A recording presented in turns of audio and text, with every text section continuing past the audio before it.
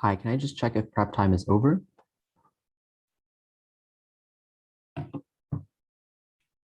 Or if anyone can hear me? Yep, you are audible. Awesome. Okay, so welcome to the semifinals of this year's NUDC. We can start off with team introductions. So opening government, are you here? Yep, we are here. Awesome. Could you please tell me who's speaking first and second if you'd like to introduce yourself as well? Yep, I am Manda, will be speaking first, gender pronouns he or him, and the second speaker will be Hannah, gender pronouns she or her. Thank you. Opening opposition, y'all here? Here and complete. Would you like to introduce yourselves? Hi, the leader of opposition would be Anisha Listasha, and the deputy leader of opposition would be Iwan Suryadi. Thank you. Thank you. Closing government. Yes, we are from Sebelas Maret. I'm Sekar, will be speaking first, and Teresa will be speaking second. Yeah, that's all. Thank you. And finally, closing opposition. We're here. First would be Mutiara, second would be Kevin, but may we take a few minutes just to the toilet? Yeah, that's fine. In the meantime, we'll do panel introductions. So my name is Judah. I will be judging for you this round. From no institution, could I ask my panelists to also introduce themselves from alphabetical order, starting from Atfikri? Right, my name is Kevin Marvel from Universitas Indonesia.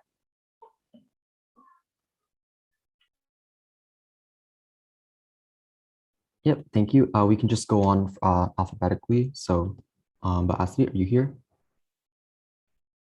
Yes, I'm here. Hi, guys. My name is Astrid.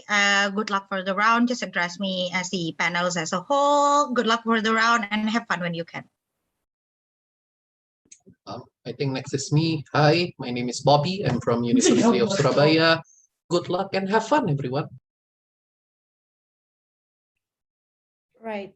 This is Jane. Have fun. All right, awesome. So that's all the panelists for this semifinal. Can I please check closing op? Are you back?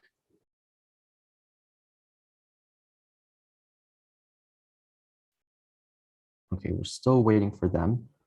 Okay, once they're back, then we can just start the round.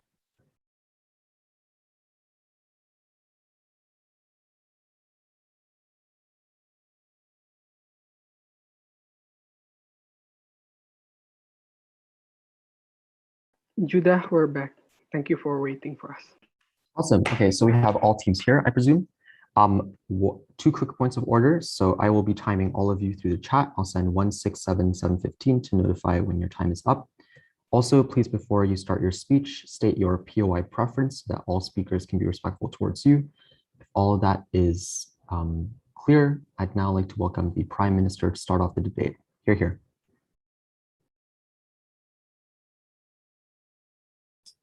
Hi, am I audible? Yes, you are. Okay, my POI preference is through chat, so please don't unmute yourself. I'm going to start in 3, 2, 1. As a state that have bigger power in terms of the financial and also the position, in order for you to create the policy, hence it will be better for us to even this kind of the state, for example, in order for them to create the betterment for the society, interact, and also for the development of the nation, is that pursuing and also develop the cognitive and empathy in itself as opposed to the emotional empathy, because we think this reason why it's very effective for us to getting more beneficial in terms of the society interaction and also the development of the nation. And how do it really look like under the opening government, right? Number one, that this kind of the state will campaign a lot of the researcher, for example, in order for us to educate a lot of the society about certain type of value or even the certain type of policy that we are going to uphold, and certain journal, for example, that we are going to give to the society. And second of all, we're going to invest more on this kind of the education in terms of the cognitive and stuff, on how we create a lot of competition in debating, or even second of all, we create more curriculum that is tied or even like more likely for us to teach the children to be more critical and also having a lot of knowledge. And lastly, even to the extent we're also going to focus this cognitive empathy in terms of the school in itself, right?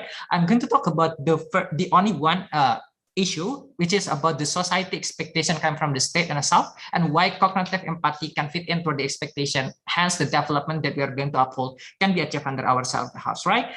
Okay, moving into my substantive on this society expectation, right? I think that society expectation toward the state is that number one, they expect that this kind of the state can be equal as well as possible in terms of the making decision, for example, whether toward the top or even unprivileged people or even coming from the majority or even the minority in a South, has at the end of the day, all the people have the same degree in a South in order for them to pursue the better career, for example, in the future, getting a job and so on and so forth. But second of all, the expectation come from the society is that they have the nation, they have this the state that can maintain the society behavior to be more rational and also prevent the conflict to be happening at the end of the day. Why this is the case? Because I think that the state should educate the society as well as possible, hence the criticism that might be happen coming from the society and stuff at the end of the day, not going to be create a lot of the conflict that are going to be harmful for the society. Because the problem is happening in the current status quo, a lot of conflict that is happening is very harmful toward the society because number one, it harm the innocent people in terms of their economic because it creates the instability, and second of all, people suffer or even die, for example, because even like there are a lot of hit and massive attack coming from this kind of the society and stuff, right? Because even to the extent they use the emotional feeling in order for them to confront the government and stuff, right? But third problems is that this kind of the demonstration that is coming from the emotional feeling of the society sometimes can also be used coming from the political weapons and from the opposition, for example, that exactly worsening the condition that's going to be happen. With that, this has happened because there is emotional feeling coming from the society that becoming the concern coming from the government at the very first place. This is the reason why it's very important for us to even deny this kind of the emotional empathy at the very first place. So why at the end of the day, a lot of expectation like prevent conflict from happening, having an equal treatment toward the society will less likely to be happen under the opposition side of the house. Because number one, within that people are going to be biased at the end of the day, right? Why is that the case? Because the more this kind of the state focus on the emotional feeling that they are going to teach toward the society or even in the school, for example, people likely to be biased within their community. People are going to be biased within their interest at the very first place. For example, why should I care about other people when our community still suffer, for example? I should even aware with my community first because exactly there is the bonding and there's the responsibility for us. It's very important. This is the reason why the pride feelings will lead into the bias that are going to be happen, right? But why this is bad at the end of the day? Because number one, in the future, the moment they sit in the parliament or even hold the power in certain country, for example, the decisions that are going to be made by this individual are even worsening the condition or even discriminate toward a certain type of individual. Who is the most vulnerable actor in this kind of the action, right? Exactly the minority and also the unprivileged in itself. Why is that the case? Because even they have less of power instead of the society, right? They have less of capital, for example, to even having a bargaining power to even sit in the parliament or even just confront the policies that are going to be happen. Or second of all, at the end of the day, there's no support coming from this kind of the minority because less member of them that support this community at the end of the day. This is only harm this kind of individual at the end of the day. But even if opposition might claim that this kind of the people exactly will have the interest or the incentive to help this individual, even the government also aware because there's the emotional feeling. I think the action that are going to be resolved by this kind of the emotional feelings is that they are going to give the exclusivity toward this kind of the community at the end of the day.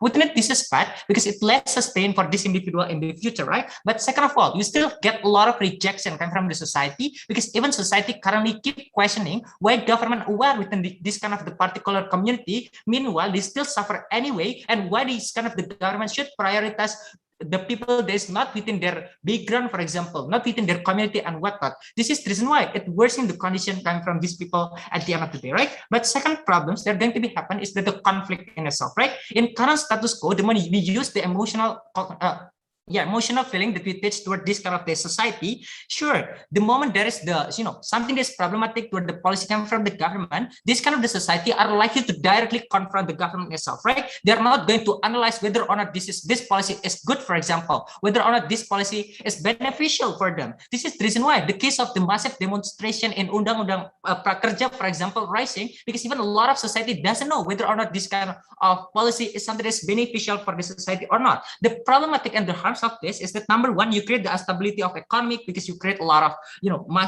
hit the facilities and so on and so forth. You harm in the future because you give the less incentive for investor to come in because they see there's an opportunity for them to get the benefit. And third of all, you still get rejection coming from a lot of society. But before I move, I will take you. Using data to show that women oppression in Indonesia is not enough to make DPR recalculate the legalization of RUU PKS. So why does emotional empathy and demonstration become so bad? Yeah, I think the only way for us to make this government aware within the woman is not by teaching individual or even teaching the government itself about the emotional feelings, right? Because what we are going to uphold is that this government should see the opportunity or even the potential resources that we can get from the woman in itself. And second of all, whether or not we should treat this woman as well as possible, because that is exactly the analogical feelings, for example, that all individuals should have the same treatment. So what is the comparison under hours of the house? Number one, I think that under hours of the house, we can even prevent the bias that are going to be happening, because currently all people should see the individual based on their capacity in order for them to make decision, also accept the individual. And second of all, we prevent the conflict, because at the end of the day, society not directly confront the government, but instead they think twice the impact that are going to be happening. And second of all, even they use the health discussion at the end of the day, because they have the research and they have the resources that they can becoming the references and have bargaining power to even change the policy that going to be happen. Very propose. Thank you to the Prime Minister for that speech. I just got one quick announcement to make before we get to the next speech. Please, for all observers in this room, to put both observer in front of your name and then put your real name so that we can identify who you are. Otherwise, it becomes really odd to have random people named obs not really knowing who they are, and the team's not really knowing who you are as well. So please rename yourself before we start on with the Leader of Opposition speech. Okay, I see a couple of people changing their names. Fantastic.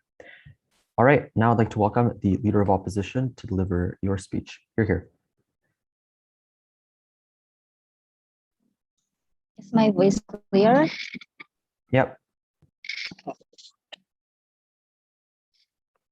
PI preference, do it through chats. I will try to allocate time for that. And trigger warning, I'm sorry if I'm saying something that I'm not aware of. I'm not intended to do so.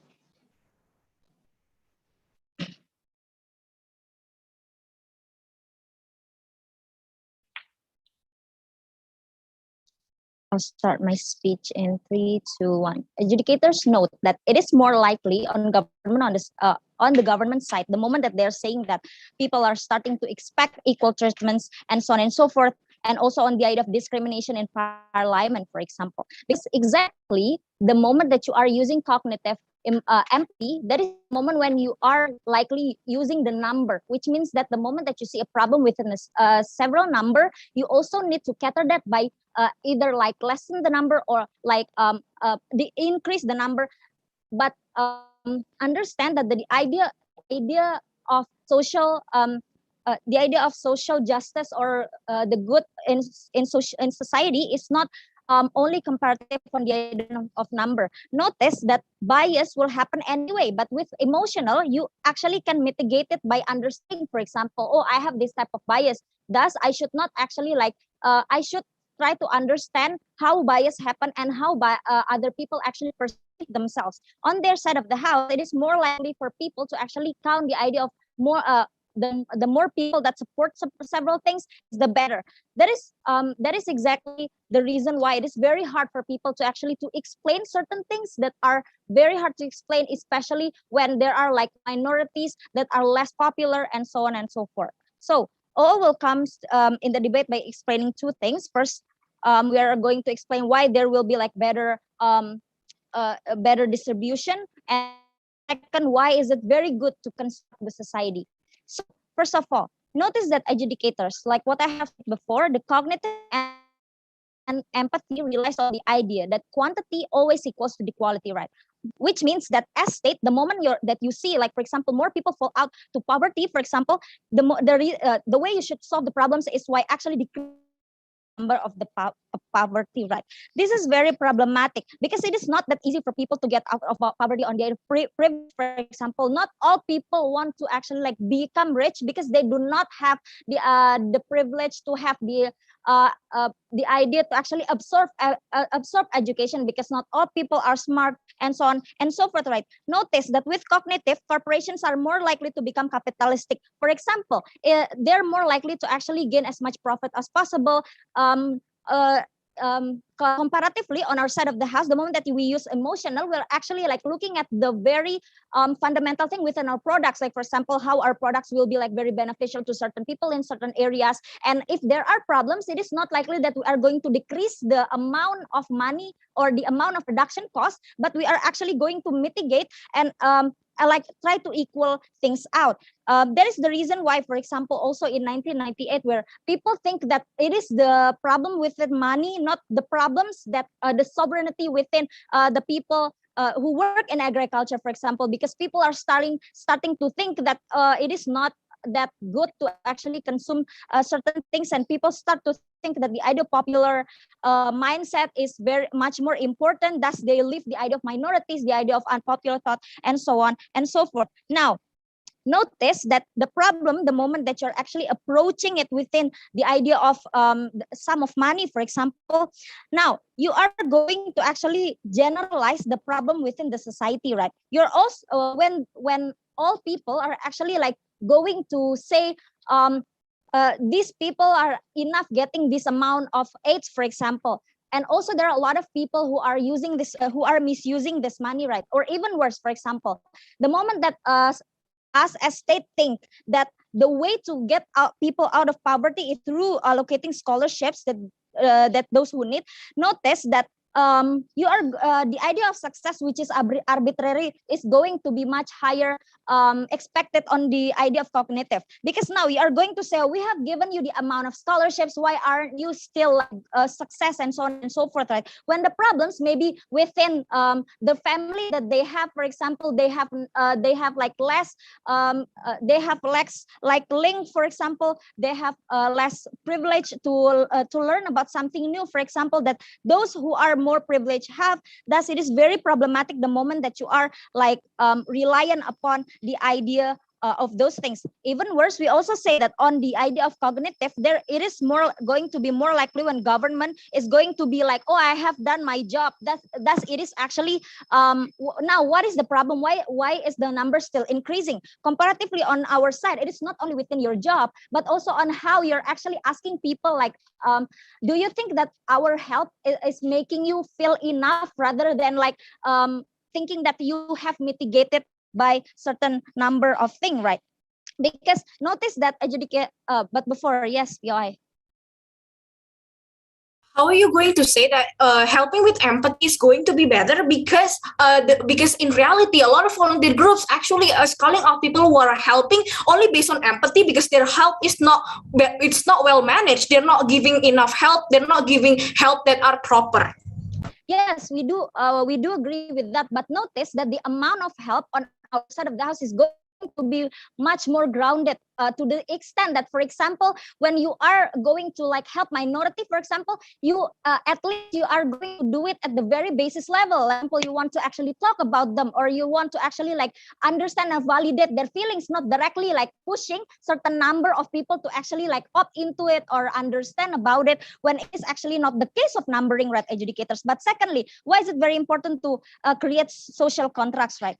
Now, the idea of criminal justice system, right? Now, this is the moment where it is very important for you to actually like mitigate certain crimes based on like the intention educators. This is going to be not exclusive on their side of the house, because on our side of the house, it is not contingent upon the proof and number and other things, because it could be fake, and also the people like the government can actually like using their money to actually mitigate the idea of punishment that they have. And also on their side of the house, the PD crimes are not likely to actually getting out, because they're saying that, oh, no matter whatever like a social economical status they're from, no matter what privileged background, therefore the moment that they are actually like threatening like certain or like breaking the law, they actually have to be put in jail. And that is very problematic, right? Especially when the idea of criminal justice systems are sometimes corrupt, and people who have privilege sometimes have the money to actually mitigate those things.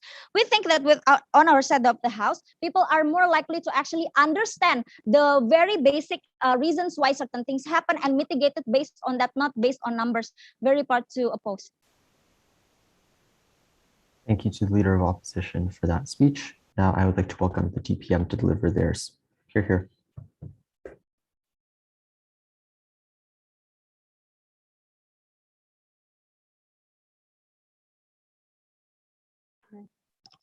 Check, am I audible? Yes, you are. Okay. This week.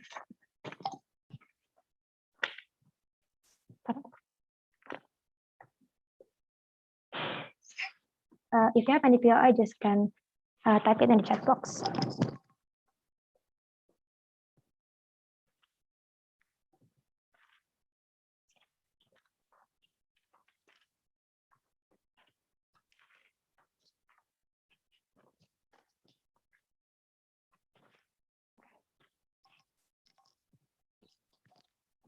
My speech will start in 3, 2, 1. Several clarifications before I move on to my arguments, right? I think that I want to clarify that the team who can win in this debate is first, they can bring the betterment for the nations, like the social, like the massive changes, for example. That second of all, like how, for example, like protect larger of the society at the end of the day, right? Several engagement to the opening opposition, right? They firstly, they're trying to say that this rationality will lead like to materialistic, and also like people will do crime at the end of the day. To respond to this, first, sure, the wish for profit, we think that is still okay, but we think that the moment they are tired, for example, to go to the capitalism, for example, I think that they will break or stop it at the end of the day. But second of all, I think they still have the calculations for being that rational enough, for example, for keep their healthy and so on and so forth. Therefore, we don't think that this rationality will lead to the harms that they claim at the end of the day. Second of all, they also trying to say that people suddenly will do crime because of this rationality. I don't think so that this can fly if they never prove to you why the incentive of these people, right? Because they will never do this because of two things. First, they're rational that they actually fear of the prison, for example, because they know of the like suffering of they being prisons at the end of the day. Second of all, they also like see the considerations, like if they go to the prison, for example, what the opportunity cost and so on and so forth. Therefore, we don't think that this is achieved under their side of the house, right? But second of all, they also try to say that the capitalism like means that as much as possible, and this is harmful. Exactly, right? This is what we want to get like development of nations. Why this is true? Because first, I think that a lot of people already suffer that we cannot pursue the top performances. For example, there is a lot of poverty and so on and so forth, like limited job field, for example. Therefore, we think that how they can be able to provide like job field at the end of the day. We think that this is how the cognitive empathy can be spent in this debate at the end of the day, right? Also, I want to tackle of the causing opposition POI, right? Because I think this is important because they're trying to say that this using of data not enough to prevent the harms in the status quo. For example, like how like chaos and so on and so forth. What is the comparisons? First of all, I think that in government side of the house, first, sure, when you have like more data of suffering people, your voice will be very heard by the government because you have a lot of evidences to empower the government by because the government cannot deny your evidence. For example, when the number of poverty, for example, high exactly that is shown the failure of that government. Second of all, in terms of the effectiveness of your campaign, for example, because you can empower the campaign by more bargaining power to your demand because you provided the undebated evidence. Therefore, when your government re-elected, for example, you will never compromise on that kind of empathy, for example, because under the opposition side of the house, we think that two things. First, they can use the judicial power, for example, they will collect from the social media power. I don't think this is valid, for example. Second of all, they also like give like more second chance because they use that empathy. For example, when you use the emotional empathy, means that they will tolerate the government failure. For example, like the government can change. For example, like the next election you will be compromises and you will choose them anyway, right? Going to my extensions, right? First of all, we're in cognitive empathy. What what is the biggest changes, and second of all, what is the comparison, right? First of all, I think that sure when you have this cognitive empathy, that the critical thinking exists because first of all, you will use the empirical evidence. For example, the moment you will discuss, like there is not claiming one another, for example, because you know based on your process of study, for example. Second of all, in terms of the rationality of people, first of all, the moment that, for example, government create a policy, people will like to do like several research. Second of all, not just recklessly, for example, attack government or even like create massive chaos without in any considering with your security. For example, they will use like more diplomatic manner at the end of the day to convince the government. First, this is good, for example, for their security. Second of all, this is good for the guarantee of like bargaining meeting and also like fulfilling the demand. Lastly, this is last of the opportunity cost that you will spend, like the efficiency of your time and energy, and also the efficiency of your successes from your demand at the end of the day. Therefore, we think that how the cognitive empathy through the thinking of people is better under our side of the house, right? Second of all, I think this is the most important thing is the impact from under our side of the house, right? I think that under our side of the house, the moment that you teach the cognitive empathy, you can be able to create like better massive changes. Even if your purpose, for example, is not to evolve or foster the other people life, for example, or just foster your own life. I think that this is good because, for example, like you can create your massive technology, for example. Sure, this is not how for the other intention, for example, of emotional empathy, but your effort to do this will directly favorable for you and also other people. For example, use the technology creation, for example, to accessibility and so on and so forth. This only happen under our side of the house because the moment that the state is exactly like use their money, for example, more investment to the technological solution, for example, this is will circulate to the like create lab, for example, more school, more accessibilities, for example, and also like more of like an investment in education and so on and so forth. Therefore, I think that based on the social changes, we can take this, right? But comparatively under their side of the house, because they also trying to say that, oh, we can use this as a simple as that, like, oh, you can help the poor because you have that emotional because you have the emotional empathy, for example. I think that they just like temporary because like the help the poor, for example, is not that stable. But under outside the house, we think that we provided like sustainability through like massive changes like we established, like technological solution for poor, for example, or any kind of the healthy sector contribution, for example. Therefore, I think that based on the comparison, I think that we believe that this is create more benefit rather than in that side of the house. But before that, yeah, CO. What is your model?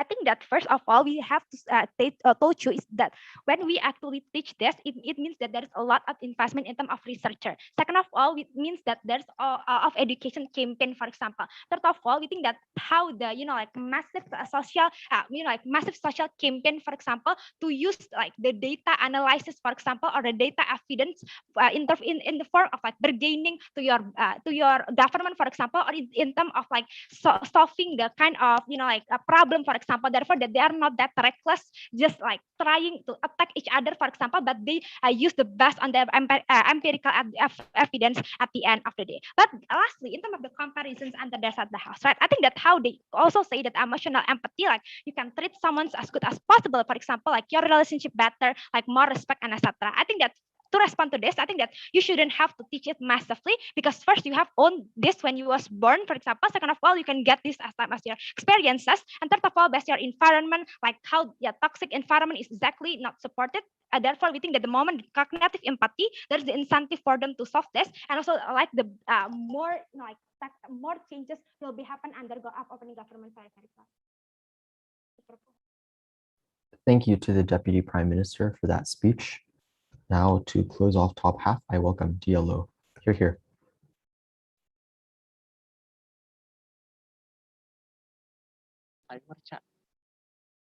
Okay. Hi, everyone. Am I audible first? A bit choppy. Can you say that again? Hi, am I audible? Yeah, you are. Right. My gender pronouns will be, I don't have any specific gender pronouns. If you want to pair, just unmute yourself because I'm probably not going to see the text box, right? Now, I'm going to start my speech in 3, 2, 1. Educators, opening government want to literally like waste all the investment go into the certain resources educators. The most important thing is that you are going to put that investment to actually help those people who need educators. Under their side of the house, the idea of improvement are going to be take longer time because they need to actually spend a lot of money doing researches and whatsoever to help those people who are in need, right? We don't necessarily think that we have to buy open government's arguments. Now there's about the productivity, saying that those people who work actually are going to, prioritize their internal feeling, whatsoever. Educators, the other productivity are going to happen still under our side of the house, right? Because on the idea of responsibility, for example, you are living under capitalist world, for example, that is why you need to actually survive. There's in the work field, for example, that is why you are going to survive in this kind of capitalist world, educators, because you need capital whatsoever. We don't think that We don't think that people are going to actually prioritize their internal feeling to actually to the risk that they are going to lose their job whatsoever. I think there are arguments. The benefit of arguments coming from the government is that contingent about number educators. What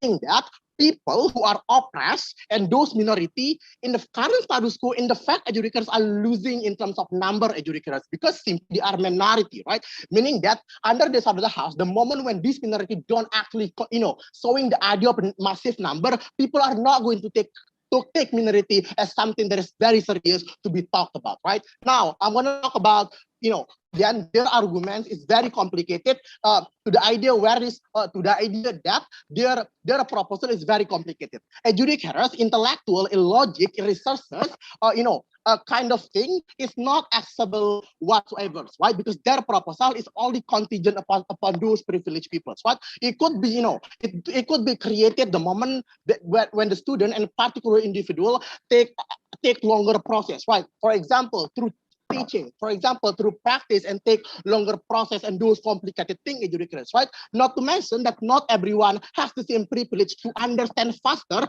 to analyze and calculate what the kind of definition of the empathy educators, right? There is intellectual gap within the student that block them to have different understanding what empathy is educators, right? Doing research is something that is complicated and most likely don't fit with the definitions what's so-called by empathy educators. Not to mention the moment when you conduct all of these resources, most likely the researchers are coming from those privileged people who have money educators who do not understand what the life of those rural area people's educators, which I'm going to take you later, who's most likely don't accommodate the definitions of empathy towards, towards wider layer of society educators, right? The practice might be very contingent upon formal education that is accessible for those who come from privileged background educators. What the moment when that happens, government are going to lose the target educators because most likely those privileged students don't have tendency to harm people because they don't have the urgency to simply doing criminal and whatnot. Those people who live under rural area that being oppressed by the idea of capitalists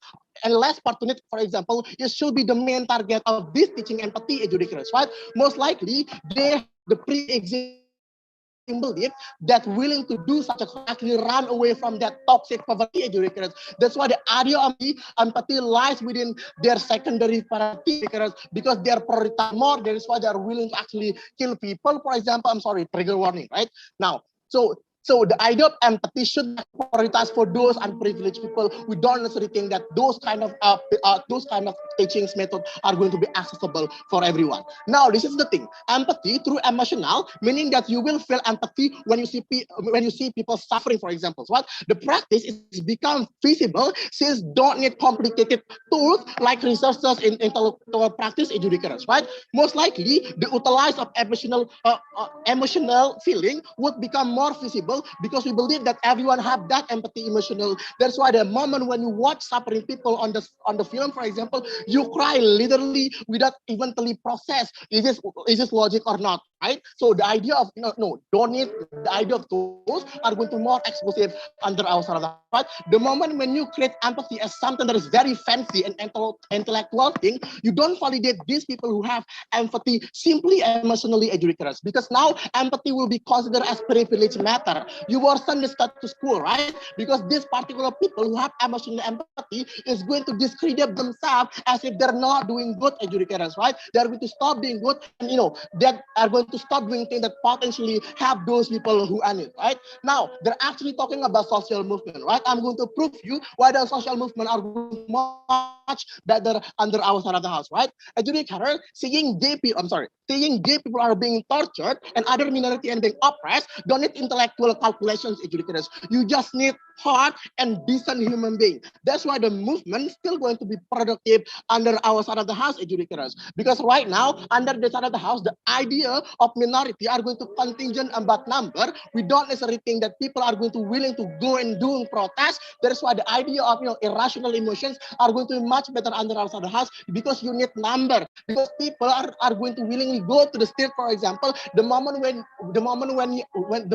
they feel kind of empathy through emotionally educators, right? We think, or even there's a lot of people are going to take longer time to do donations under their side of the house because they are going to calculate it is going to be benefit to my community and whatsoever, right? We think that there are very misunderstandings, right? The moment when you use emotional empathy doesn't mean that we are not going to do diplomacy toward these particular politicians, educators. We still are going to do that, right? Or even through emotional, we are going to drive people even more, educators. That's why Black Lives Movement exists massively, because people cry seeing people are dying, for example, right? They don't really calculate at first to go to they are not calculated at first, is it logic or not, right? That's why the number is very massive and whatnot, right? The moment when you use logic, for example, it takes longer time because you need to see delta and number. That's why in certain cases, internal emotion, emotional emotion is going to be needed, right? If we are going to cope under their side of the house, seeing George Floyd, for example, are being killed, for example, they are going to see, like, you know what, only one people dying, we don't necessarily think that we have to do anything, right? That is why you need to actually utilize your empathy, even though one particular people are dying, for example, it's okay for you to actually go into the street and doing process, right? Now they're talking about barrier exit. Even logic is not absolute, educators, right? You are going to take back and block the empathy because you have pre-existing belief, educators. For example, the moment when you see minority are being oppressed, you are going to calculate what is benefit to my community. I think that I have responsibility to have doing campaign and speak up, for example. That is why people are going to be more going to oppress the minority, are not going to be accommodated under the side of the house. We're very proud to oppose the opposition. Thank you to the DLO for that speech. Now let's open up the bottom half of this debate. I'd now like to welcome Member of Government. Here. Hey, am I visible and audible? Yep, both. Okay, please give me some time to set up my own timer. If you want to PII me, please unmute yourself because I won't be seeing the chat at all. And okay, I'll start my speech in 3, 2, 1. The opposition side of the House cannot transfer the burden of proof on how then, without cognitive empathy, health that are created only based on emotional empathy can be correct and sustainable. And the opposition also assumed that this motion will only be felt by the privileged groups of our society, which we will disprove in our argument later on. The first speaker of the opposition side of the House talked about how they believe that empathy will be enough to decide what kind of help is necessary and what kind of help is helpful, and why basic and grounded helps are better. But we disagree with this, because in today's era, help is not only about giving out Indomie anymore. Advocacy helps, promoting helps, speaking up helps, making books helps, and exactly cognitive empathy is the one that can drive this kind of help. These help are much more important because they are based on actual research, actual studies, actual interviews and discussion, which is only possible if our state teaches the development of cognitive empathy. This kind of help, even when it takes longer and much more effort, is going to be sustainable and going to create important organic changes in our society and our legal system. Why? Because this kind of effort can include targeted victims and not only talk them as a receiver, but include them in the movement and in the help itself, and advocate for their needs based on what they demand, and demand changes that matter, that can actually solve the roots of their problems instead of only putting a temporary bandage over their problems, which is what emotional empathy helps is resulting anyway. They also said about how social movement is going to be better if it's based solely on emotions. But we believe this is not the case at all, because social movement, right, like another movement and another ideology, is going to always face backlash and always face opposition. If social movement is only based on emotional empathy, the social movement itself will be prone to attack and questions, and it will lose its legitimacy. Why is that social movement losing legitimacy so dangerous? Because if a social movement is losing their legitimacy because their members are not well read, they're not well researched, they're not well grounded in what causes are they actually fighting for and what are the histories, then then they themselves do not understand completely about what kind of changes they want and why do they demand those changes. And that's why we believe that it is much more better for social movement to consist of members that have cognitive empathy in comparison to only having emotional empathy. Going into our own argument, the elephant in the room is how emotional empathy is a very subjective, right? Because cognitive empathy will include teaching process, reading sources, peer discussions, but emotional empathy will include communication, direct communicating, giving out things, and living after you're done. Emotional empathy has its limits. There's a limitation of to how far you can take a child or an individual. You can't take them to slums all of the time because it can be dangerous. You definitely cannot take them to the war zone because it may risk their life. But that does not necessarily make those dangerous areas or those dangerous cases less important for all of our society to understand. That's why cognitive knowledge, cognitive empathy can come into play to close the gaps that emotional empathy cannot ever reach, because cognitive learning allow us to explore things that are in other ways physically impossible, but is still mentally and socially very important for every single one of our children and future generation to understand. Not to mention that cognitive knowledge will be more stamped and carved in our brain. Because what? Because it is based on more logic-based thinking, and therefore it allows in the process of cognitive empathy teaching for our children to be more well developed. The context of our current world is very complex and meticulous. There's a bunch of multifaceted problems like the debt and income crisis, health crisis, the gap in our society, war, and so on and so forth. That's why it is very important for the state to teach the development through cognitive empathy as opposed to emotional empathy.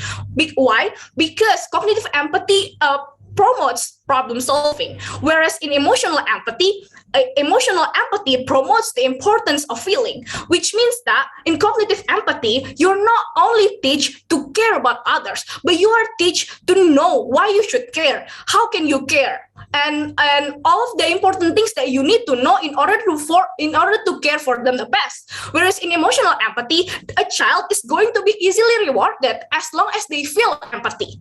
So regardless of how wrong or how mismatched the help that they offer, as long as they intend well, then in emotional empathy teaching, that is going to be rewarded anyway. This is why cognitive empathy is important, because of examples in our society. Like, take a look on how many organizations and volunteer groups are actually demanding of our society to change the way we help people. For example, a lot of volunteer groups actually ask us to stop donating clothes. Why? Because the clothes that we think are proper is not actually proper for them to wear. Because of the food that we think will go to waste, and if we don't distribute it to other people, it's not actually deserve to be shared to other people. This is why there's this kind of demand from help organization and volunteer groups for a change in our society, in our outlook on how we actually help other people. The development of cognitive empathy can help improve the total condition of our future generation. Our country is in a reading crisis, a comprehensive crisis, which causes the growing numbers of hoax believers, WhatsApp doctors, and children with extremely short attention spans. If our state started to teaching the development of cognitive empathy, it will increase critical thinking skill ability, which then allow logic to come in, which allow our future generation to have better decision making, so that our future generation can have better quality in life. Because of the process will be done by state through teaching, this will be infused in our education system, and this is how we can ensure that every single part and every single layer of our society can get this, and not only the privileged one, because this is being done by the state, so every state school can get this. In early education, we can teach children to ask for their friends' feeling instead of assuming their friends want to hug. What if because because that is the earliest way we can teach children to ask first before they offer help, because that is the best thing that we can do. In elementary school, we can start giving them age appropriate books. In middle school, we can teach them to watch documentary and then discuss it. In high school, we can then up the game by by conducting debates, by telling them to read research and so on and so forth. This is how the motion is going to fold out in our side of the house. And because of those kind of reasons, we believe that our motion can stand, and we beg to propose. Thank you to the member of government for that speech. Now I would like to welcome the member of opposition. You're here.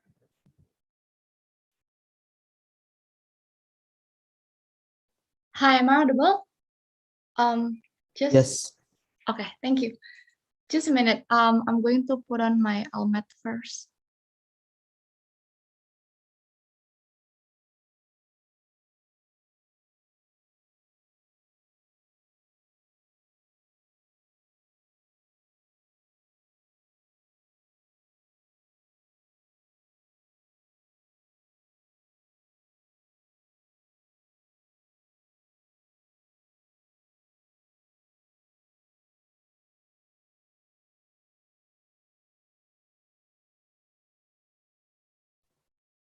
Okay. Private gender pronoun she or her. Do you have any POI? Wait a minute. What is this? Okay. If you have any POI, please do so in the chat box. Trigger warning. A lot of the contents in my speech are going to be super sensitive for a lot of people in this chamber, probably, and also people in this debating competition, but obviously it is not within my intention to offend anyone. So I hope that's understandable, and I'm sorry for offensive remarks. So yeah. Starting my speech in 5, 4, 3, 2, 1.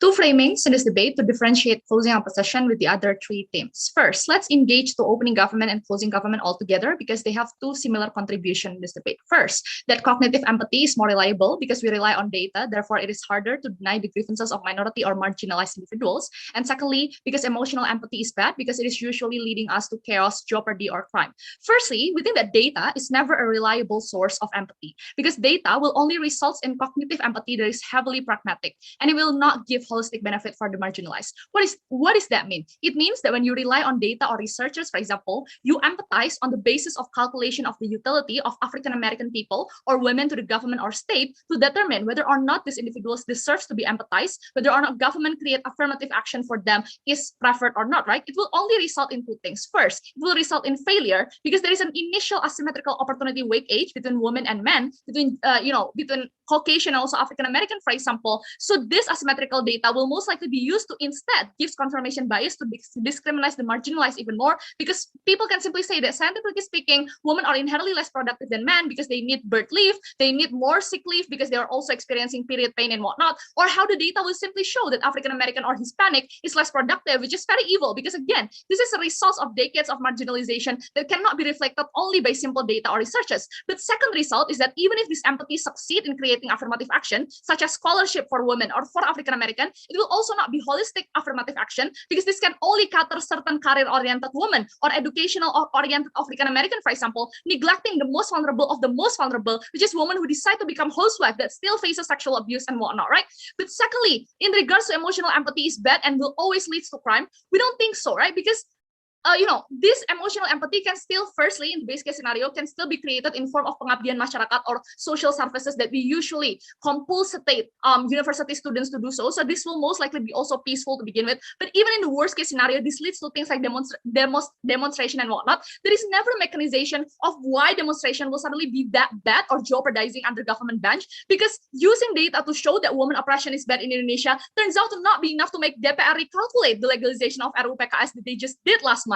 Right? Using data to show that labor's livelihood are hurting is not enough to make our legislative body, for example, to recalculate the re-legislation of RUU, those labor omnibus law to begin with, right? So therefore, there is never a mechanization as to why this is going to be so bad to begin with, right? But second framing, the tipping point that will differentiate us from our opening, right? I think that our opening did a wonderful job in explaining to you in regards to accessibility, that cognitive empathy is inherently elitist because not everyone actually care about data, or that not everyone is that privileged or critical to begin with. And in regards to generalization of issues, this is an amazing contribution from opening up a session, but we're going to help them by firstly providing the models as to how the emotional empathy training is going to look like to answer the radicalization argument from government bench, but secondly also mechanizing and crystallizing the outcome even more as to why emotional empathy will become more credible, effective, and sustainable at the end of the day, right? Mechanism, three things. Firstly, we will stay in the status quo when, for example, KKN as a prerequisite for graduating, or social service, or having structural organization of pengabdian masyarakat for a direct immersive interaction with grassroots people or vulnerable people become something that is compulsory in university, for example, to interact, for example, with sexual abuse victims, for example, to make your researches and whatnot. But secondly, also in national-based competition like Mawapres, for example, we will stay in the status quo where your projects, it's needed for you to have to truly assimilate in rural or indigenous society to create mechanism to solve their issues rather than only relying on data from internet or Wikipedia. But lastly, we're also going to incentivize the youth, for example, to try new experience by giving, for example, extra college credit if they are interning in NGOs and whatnot, right? Three arguments in this debate. First, in regards to credibility and sustainability, the question then becomes whether or not data and research is a reliable and sustainable source for empathy building, right? The problem with cognitive empathy that heavily relies on researchers' logical and rational reasoning is that this is very dangerous and not sustainable, because in 2019, for example, people might empathize with BLM because there is a research that is being released by Dartmouth University as to why imprisonment system is so unjust, because there are more surveillance and presence of police precinct in minority-based areas like Bronx. But in 2020, people might not empathize with BLM anymore because there is new data and research from CNN that says that BLM is politicized and it's not based on African-American grievances, but rather on political interests of the left to begin with, right? Now, both of this are inherently true, like what government bench believe, right? This is a research with valid data and statistic, and closing opposition also concede with that. But it becomes very dangerous because at the end of the day, your empathy will be inconsistent and constantly have to be challenged to begin with, right? Constantly going to be debunked by every new research, for example, right? Exactly, because data is super subjective and it is not providing any objective thought because it can be seen from any perspective in regards to, in regards to the people to begin with, right? Data can be used to tailor anyone's subjectivity to begin with, right? In comparison, under or outside the house, we use the Dunning-Kruger theory, right? Which is an effect, the hypothetical cognitive bias stating that people with low ability at a task tend to overestimate their own ability. And when you put these individuals into tasks that they are extremely drastic of how they used to know, the after effect of the behavioral changes will most likely last forever, right? This is why once someone interact or internalize themselves with rape victims by interning in mental health NGO, for example, they will most likely be vocal forever about rape apologists, for example, right? Because the values in internalized, they see themselves firsthand how traumatic it is to be sexually harassed, to be groped with no consent to begin with, right? This is not relying on some certain data that can be changed throughout the years, for example. This is not relying on external parties like medias or politicized governments, for example, but this is in an internal empathy that comes from you and will most likely stick with you even until the day you die to begin with. But the second argument, in regards to efficacy, we think that emotional empathy is more applicable for social changes because most of the times exactly because of your knowledge or empathy is based on internet and pencil and paper and research to begin with, the solution to problems that these people usually create with cognitive empathy is most of the time tone deaf or not realistic to be applied, right? For example, when Twitter users literally create a notion to make US literally a socialist country to begin with, right? This is something that is out of touch with reality, because all they invest themselves with is things like socialist manifesto to begin with, right? That is the only level of empathy that they have, the level of knowledge that they have to begin with, right? But comparatively under or side of the house, exactly because we are internalizing ourselves the grievances of the grassroots people, for example, this is exactly why the solution that we will tailor for this problem are going to be more holistic. We will give realistic solution, for example, like providing social services workers or more food stamps to begin with, right? But lastly, why does state need this equal nation building by emotional empathy to begin with, right? Because relying on rational empathy will be pragmatic, right? Sometimes state making policy is not always profitable for everyone, but it is most likely only for marginalized minority, for example, right? Creating college quota for African American. Under their side of the house, the society will most likely deny this affirmative action policy exactly because based on the data that I read, these individuals have less productivity or utility than average American. So you should not give college quota to them to begin with, right? But under our side of the house, comparatively, because you understand the hundreds of years of marginalization and grievances that these individuals actually go through, and you see that firsthand, you will most likely going to be more receptive to whatever affirmative action that will be given to the minority. We're very, very proud to oppose. Thank you to the member of government. Oh, sorry, member of opposition for that speech. Now I'd like to welcome the government whip. Here.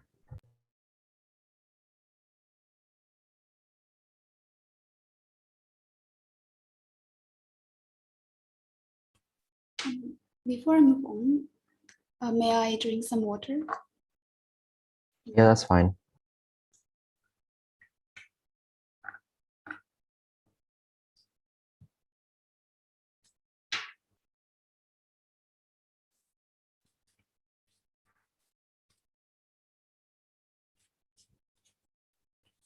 My preference for POI will be that you can just unmute yourself and call out to me. If it is not possible, you can also do chats, but chances are I won't be able to see the chats. Set the timer.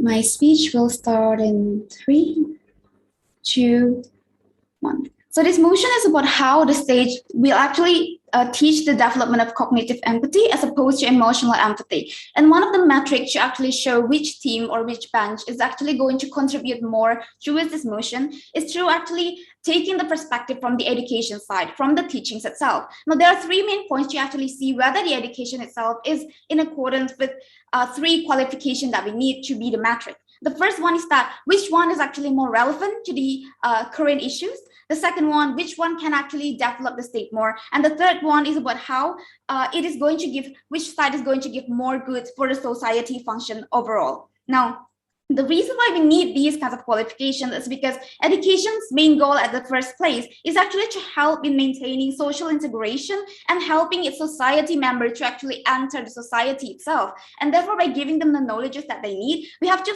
actually do these qualifications, whether it will actually, when they enter the society, will they be able to contribute to the society as good as not? And whether it is actually relevant to the problems and issues that the society is actually facing at that moment, so that they can function overall. Now, the thing is that before we move on, the difference between the opening government and also the closing government is that when they are talking more about how the demonstrations and the implications that created towards these people when they finish education, for example, now they fail to actually give us the context of how they are actually going to teach this development of cognitive empathy, and also giving us an in-depth analysis of the implications and how this development will actually affect these people, the actors themselves. Wait a second. And therefore, from that differences, we see that the closing government is going to give you more elaborated on that subject. Before I move on, yes? Do you think that those conservative parents who will have same definitions, what's so-called as human rights by international law?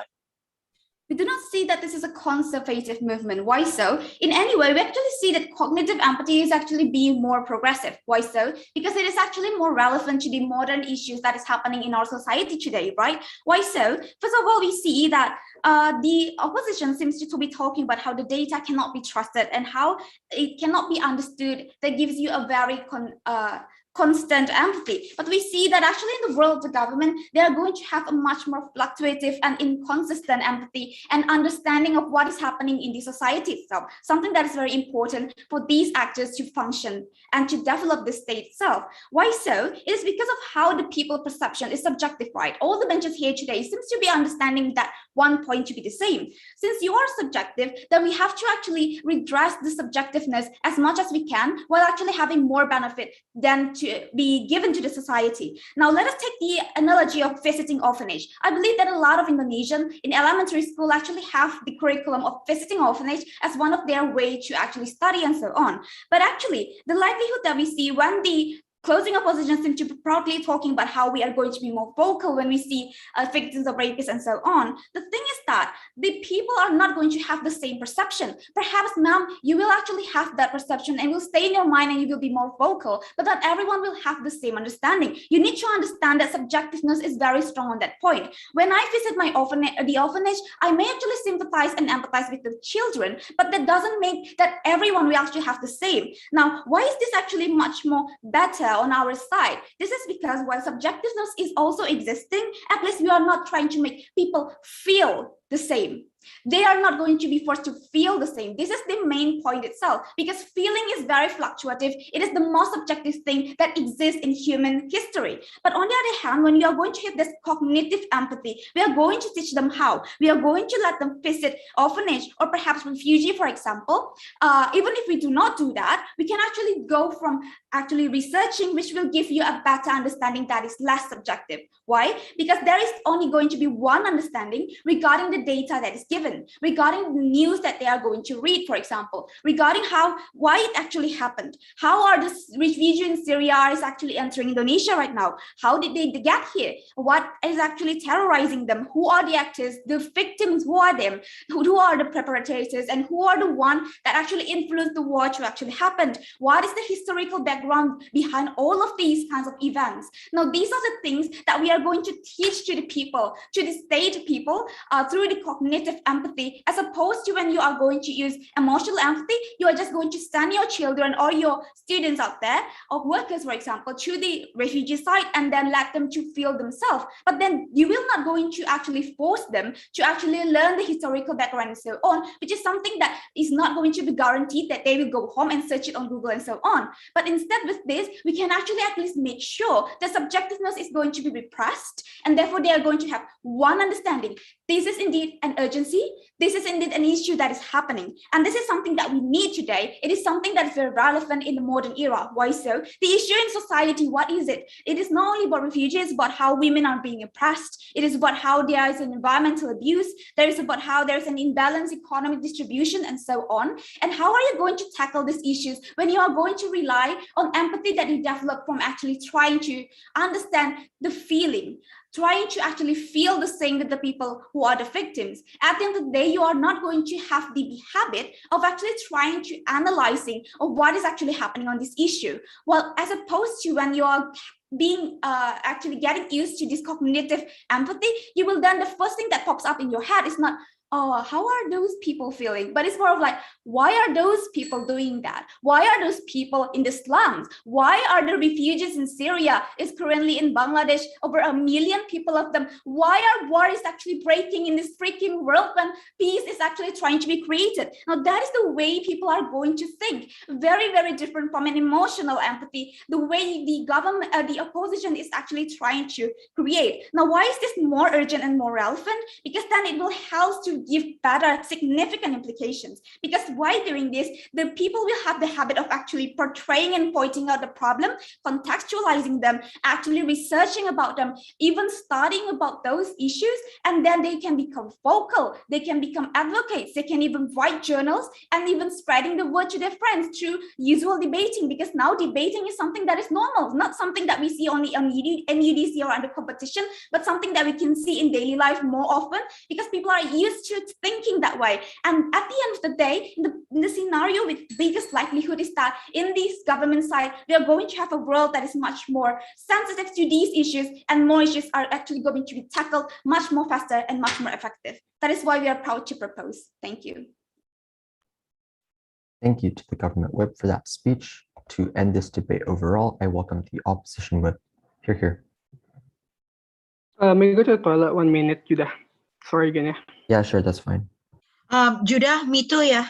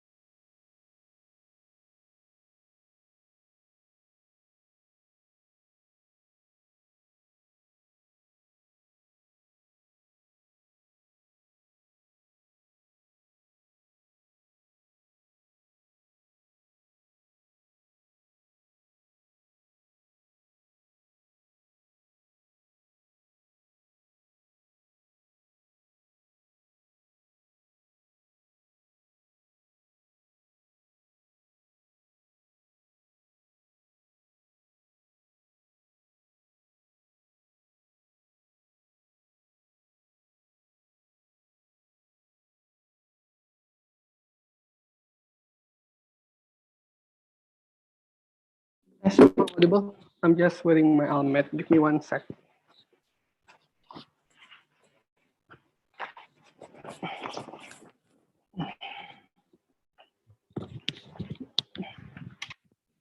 Yeah, just before. Okay, yeah. So all the panelists are here. Oh. Yeah, you can start.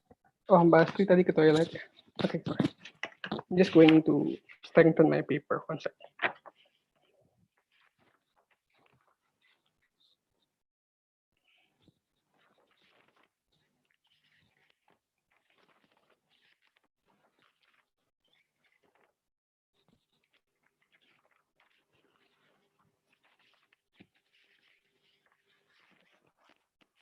So POI, please do the chat.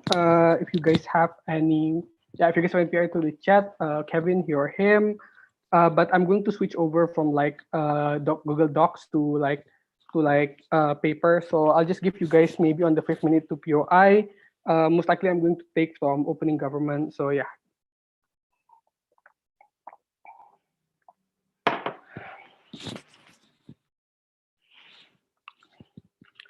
Starting my speech. Give me 1 second. Starting my speech on 5, 4, 3, 2, 1. I'm going to separate my speech into 2 simple parts. Number 1, I'm going to engage to opening government. Then I'm going to engage to closing government. Then I'm going to engage to closing government, right? So yeah, I'm just going to start, right? What's the problem with closing government, right? I don't think closing government can just run away by saying that, people are going to empathize when you force them to read, right? Because there's never any analysis as to how kids think, for example, as to how kids react when you present them with data, for example, right? Because kids asking questions, for example, doesn't mean to any possible understanding from them and what's going to lead them to react, for example, right? But number 2, I don't think they really explain as to how people are going to be helped on their side of the house, right? As to where, for example, what kinds of policies are going to pass and what kinds of things are going to be put on, for example, right? I think that's a question they never really answer. I'm going to engage their case later, right? Let's engage with their case. Like, why did CG brought, right? They say most likely that their empathy is going to be more in opposition, is going to be inconsistent because it's super subjective, right? Exactly because people's empathy are inherently subjective, building empathy with data becomes very dangerous, right? Because there's not one single objective truth data, but there are literally thousands of data that exist, for example. Even if government release an official data that shows that African Americans are suffering, there's also counter data from news media where African American movement is politicized, for example, right? This is why your empathy is going to be inconsistent because it fluctuates from which data currently tailored to your subjectivity, for example, right? But comparatively, by directing and interacting and seeing firsthand how severe the treatment of Afro people in Bronx and whatnot, no matter the kind of data you learn in the future, you won't likely be shaken because you know that the suffering is real and you understand as to how their pain manifests on your side of the house, right? But then let's engage again. Right? They say they question our feasibility, how it's going to be not very applicable, right? I don't think that's the case, right? Because notice in CO, for example, we need to just trigger the kids, for example, right? I think Mutiara's context and models comes in. You're still going to do basic social service, for example, just a few times on the village repeatedly, or just simply saying to your friend and like hearing their life story and whatnot and all those kind of stuff, those shows to you that there's more than enough ways to show that they are suffering in the world that could trigger and change mindset of kids whom are inherently emotional to begin with, right? I think this becomes the weakness of government bench to begin with because they never really portray how people and kids are going to be react, for example, and Nesto is going to be stuck in the end of the day, right? But let's engage to OG, right? I'm going to engage to CG's case while engaging to OG, the ones are similar, right? What's the problem with OG, right? I think they are very assumptive for their benefit, right? It's very unclear why logic is going to lead people to do those kinds of things, right? But notice when they say that, people do on our side of the house, like, will do like violent actions, for example. I don't think that's the case. Notice in emotional empathy, for example, you put yourself still on the shoes of those people who are going to get hurt and you riot and whatnot, for example, right? So most likely you wouldn't be that violent. You'll still think of other people to begin with, right? But number 2, even if that's that, for example, it shows that there's still check and balance and it hinders opening government's case, for example, right? Because we're still going to fight, right? If government tries to break the social contract and whatnot, for example, it means that opening government's benefit wouldn't fly because no matter how much you discuss with those people on the upper side, you wouldn't create any changes and no engagement and no benefit that flies when you can't create changes and you need to be irrational sometimes, right? But then what did they say, right? Because government and closing government say that people will be very biased because they're emotional, right? I don't think that's the case, for example, right? I mean, like, they're not going to be biased to their own community that much because, like, it shows that KKN, for example, you go to a different village that's far from you, you empathize with the people there, it breaks your echo chamber and whatnot. It means that it gives them a spark that's more than enough, for example. But number two, you're still going to interact with a lot of different people during your mechanization of process, right? It means that most likely, for example, on closing a position, then you're still going to not be that biased to the people to begin with, right? But even if it's going to be inherently biased, why is it going to be better, right? This also clashes with CG's point about unsustainable help, right? Because when these people are emotionally attached, they're going to try their best to help these people, for example, right? And I think this becomes the prerequisite for closing government's case about research, for example, because notice when we develop them, for example, at the early age, and then they want to help these people, for example, that's why they're going to see what kind of bigger problem that exists. They're going to visit a lot of time, for example. I think it means that, for example, when you picture people crying, for example, due to complex, due to the oppression that they gain and whatnot, for example, it means that most likely you're going to want to help the best. You want to make sure that their suffering ends. On closing government, you're going to just basically base it on whether or not your action is more than enough. Even if it does happen, it doesn't matter on your side of the house, right? I think this is why Mutiara's frame becomes the most important thing in this debate, right? Because in both sides' best case, maybe empathy does exist on both sides, for example, but then the delta becomes the sustainability of empathy, for example, right? As to how, for example, on government, what you're going to do is that your people are not going to help when it doesn't come to their self-interest, for example. And I think Mutiara's context about payback becomes prerequisite for nation building, for example, right? I think Mutiara explained to you, for example, that people who underwent suffering in the past, for example, and they want to move on and they become bigger in the future, for example, wants to do more payback because they feel more indebted towards the community. They understand that they're being helped and whatnot, for example, right? It means most likely what they're going to do on our side of the house are things like donations or even volunteer works, for example, things that are actually more manifesting and things that actually provides actual changes on our side of the house, for example, because most of the time these are what people needs to begin with, right? What happens on even closing government, opening government's best case is more likely SGO stuff, just like tweeting and whatnot, for example, which more likely is going to be more logical, for example, right? Which we don't think it happens on your side of the house. But notice that even if you guys do one changes, most of the policies you pass, for example, are not going to be that good to begin with, right? Because most likely it's going to be based on data that may not be realistic on your side of the house, right? What happens then on site government, right? When your empathy is not long lasting, for example, you cannot translate paper to reality, for example. You can translate facts to direct action, for example. So more likely, for example, in opposition, you want people to opt in and do things because they believe with the pain of that person and whatnot, for example, POI. Is it too late? Can I still? It was like before. 6.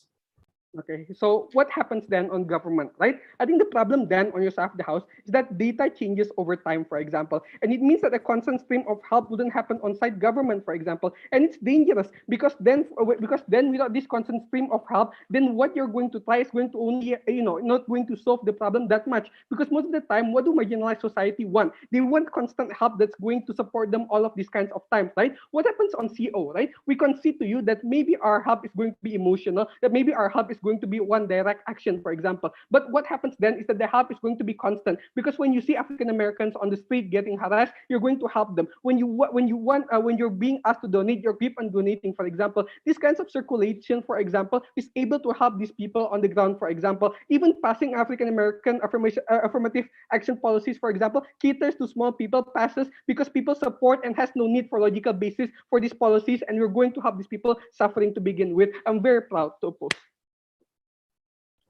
Thank you to the opposition for that speech, and thank you everyone for that fine debate indeed. The judges and I will now deliberate in, I believe, to be a breakout room.